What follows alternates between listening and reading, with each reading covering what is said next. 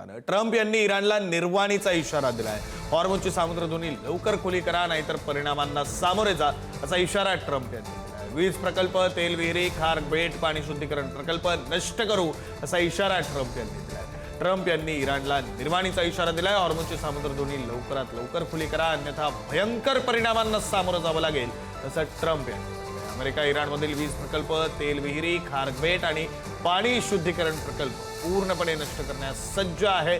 तर जर लवकरच कोणताही करार झाला नाही आणि हॉर्मुझची सामुद्रधुनी जहाजांच्या वाहतुकीसाठी त्वरित खुली करण्यात न आल्यास वॉशिंग्टन कठोर पावलं उचलण्यास तयार असल्याचा इशारा ट्रम्प यांनी दिला।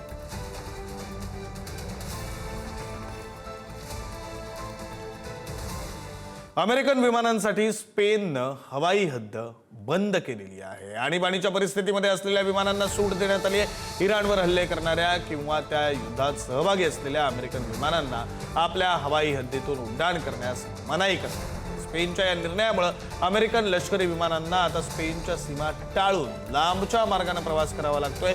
यामुळे खर्च आणि वेळ दोन्ही वाढलाय। स्पेनच्या या निर्णयामुळे अमेरिका आणि स्पेनमध्ये तणाव निर्माण होण्याची शक्यता आहे।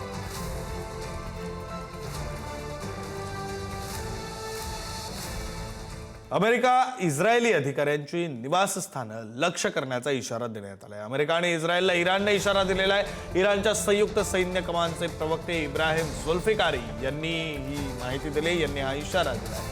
इराणच्या संयुक्त सैन्य कमांडचे प्रवक्ते इब्राहिम झुल्फिकारी यांनी अमेरिका आणि इस्रायलच्या लष्करी आणि राजकीय अधिकाऱ्यांच्या खासगी निवासस्थानांना लक्ष्य केलं जाईल अशी धमकी दिली आहे। इराणचा असा आरोप आहे की अमेरिका आणि इस्रायलने इराणच्या विविध शहरांमधील सामान्य नागरिकांच्या घरांवर हल्ले केलेत आणि याला प्रत्युत्तर म्हणून आता हा टोकाचा निर्णय घेण्यात आला।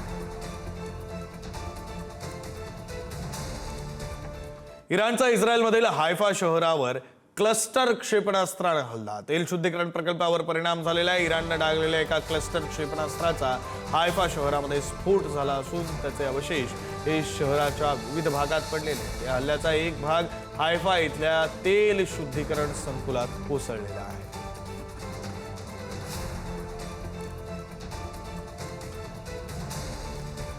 इस्रायलमधील शफ्राम शहरावर रॉकेट हल्ला करण्यात आलाय। रॉकेट हल्ल्यामध्ये 2 नागरिक जखमी झाल्याची माहिती आहे। इस्रायलच्या आपत्कालीन वैद्यकीय सेवा देणाऱ्या मागेन डेव्हिड ॲडो या संस्थेनं दिलेल्या प्राथमिक अहवालानुसार या हल्ल्यामुळे संपूर्ण शहरात खळबळ माजली। शहरातील अनेक ठिकाणी रॉकेटचे इम्पॅक्ट साइट्स आढळलेले आहेत आणि ज्यामुळे निवासी इमारती आणि मालमत्तेचं मोठं नुकसान झालं।